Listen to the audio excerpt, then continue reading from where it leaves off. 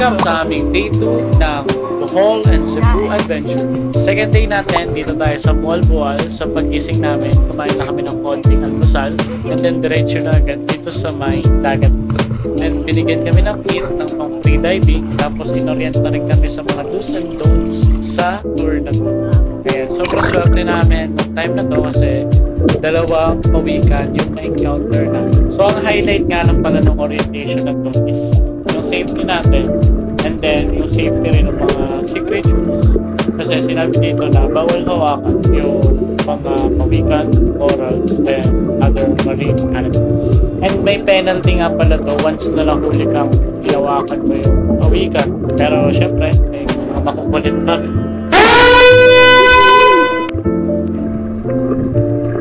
So after namin kulitin yung pawikan, lumangoy lang kami ng konti, then nakita na namin yung sardines rush. Part na to, may mga nag-scuba diving, then may mga nag-free diving. Sobrang ganda nito kasi ang lupit, sama-sama din. So next stop namin, dito malapit sa hotel namin and sa Kawasan Falls na rin. So nagtanghalian muna kami dito and sagot na rin to na or included na rin to sa package. So, sumakay kami sa L300 para umakyat ng kabundukan. Then, may konting hike, pero pwede ka namang sumakay sa zipline, parang 300 pesos ata. Pero kami, pinili namin magkakad na lang. 1 kilometer na lakad, tapos yung ano na, yung tatlong so sabi ni Kuya 1 kilometer na lakad daw pero parang malapit lang yan.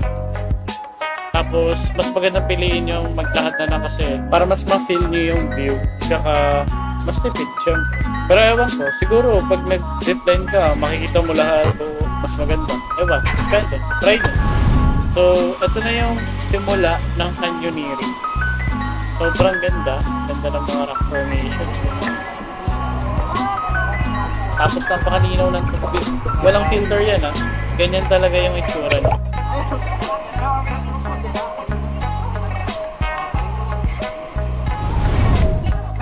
Magpawag sa malayo po mga street lang. Ready? 1, 2, 3, go! Yan! Perfect!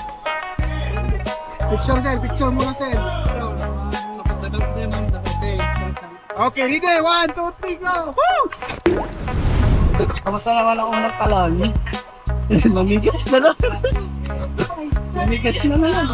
So, sa mga hindi nakakaalam, may fear of heights kasi si Chelabs. Kaya dun sa unang talon niya, nanigas yung katawan niya.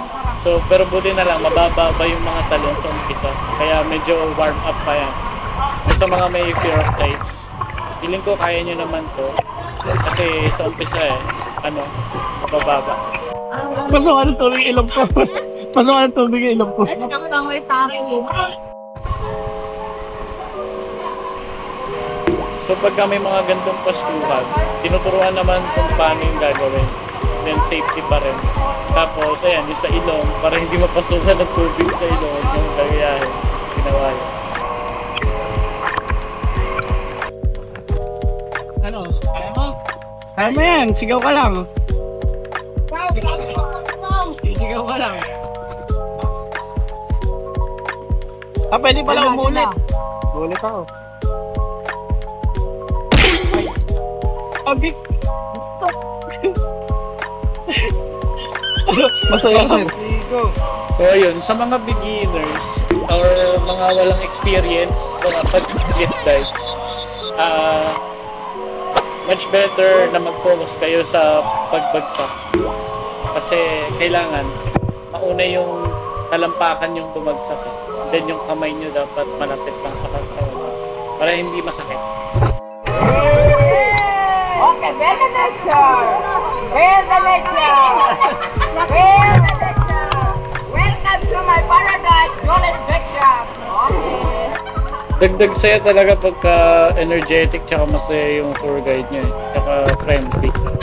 Kaya nung time na yan, swerte rin namin kasi mabait tsaka malulupit tour guide namin.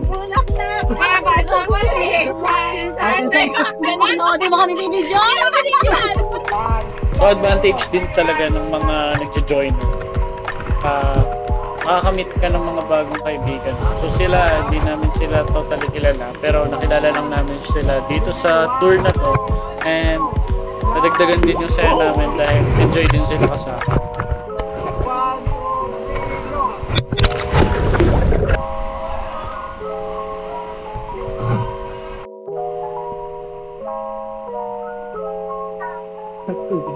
Bilihan ng hotdog. Final boss, bilihan ng hotdog. Maganda yung naisip nila na nilagyan nila ng tindahan sa kalagitnaan nito, na may makakainan ka, mabibilan ka ng tubig, inumin, kung ano man. Kasi yung mga ganyang talon-talon, akit ka sa mga bato-bato, sobrang nakakapagod yan, nakakaubos ng lakas. Ito yung isang magandang part na parang medyo umilalim kami sa mga bato. Sobrang saya niya.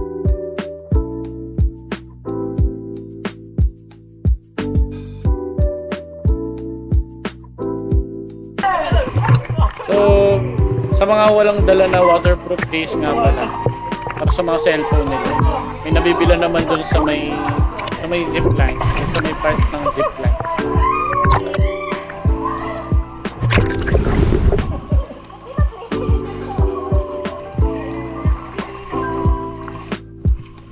And then bago nyo ma-reach yung pinaka-mataas na cliff na tatalunan, may tindahan din para ma-prepare kayo dun sa final boss ng cliff diving.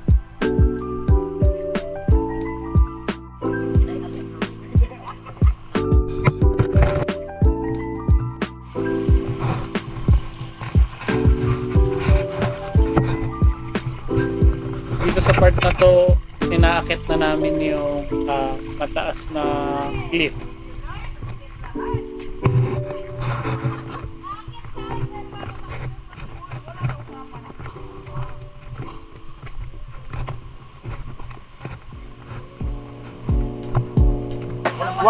Ito yung part na pinaka-nagustuhan ko.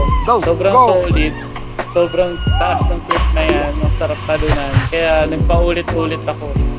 Nakatatlong beses akong ulit sa pagtalon kasi sobrang saya talaga nito. Pero para kay Chilabs, ito yung dilubyo.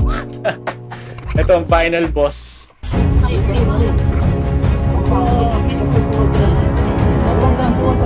Go, kaya mo yan. Kaya mo yan. Tina, Shell. Salita ka. Sigaw. Tina ko na tatlo, diretso na nga. Ulat sa ten. Okay, 1, 2, 3, diretso. Yan, ha? Bilib ako sa tapang ni Chilabs kasi naharap niya yung takot niya sa pagtalon dito sa mataas na cliff na to. So itong cliff nga pala na to is 12 feet daw yung taas. And ito na yung huling cliff na tatalunan sa canyoneering. Ano kaya sa'yo? Nauna na lumaypat ka? Sa akin? Sa akin ba? Nauna na lang. Sa 30 minutes na pilitan. 30 minutes. After 30 minutes. After 30 minutes sa pilitan, nakatalon din si Chilabs. Ano ba lang ko? Ay, kuya.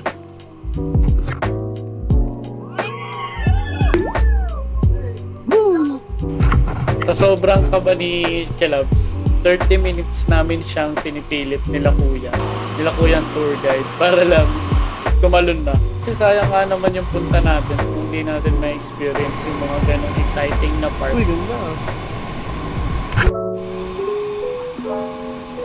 And dito, nakarating na kami sa pinaka-tinatawag nila Kawasan Falls. Yan.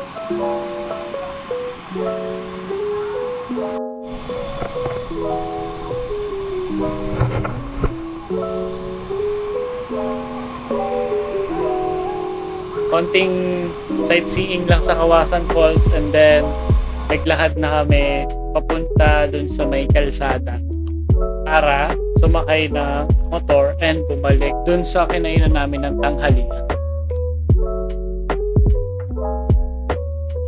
Then nagpahinga lang ng konti, nagbihis, and pumunta na kami sa hotel. Ang hotel namin is Gravino Pension Hills. At dito naman natatapos ang aming day 2 ng Cebu and Bohol Adventure. Kung nagustuhan niyo yung video na to, abangan ng day 3 adventure namin at mag-like, share, and subscribe na rin kayo.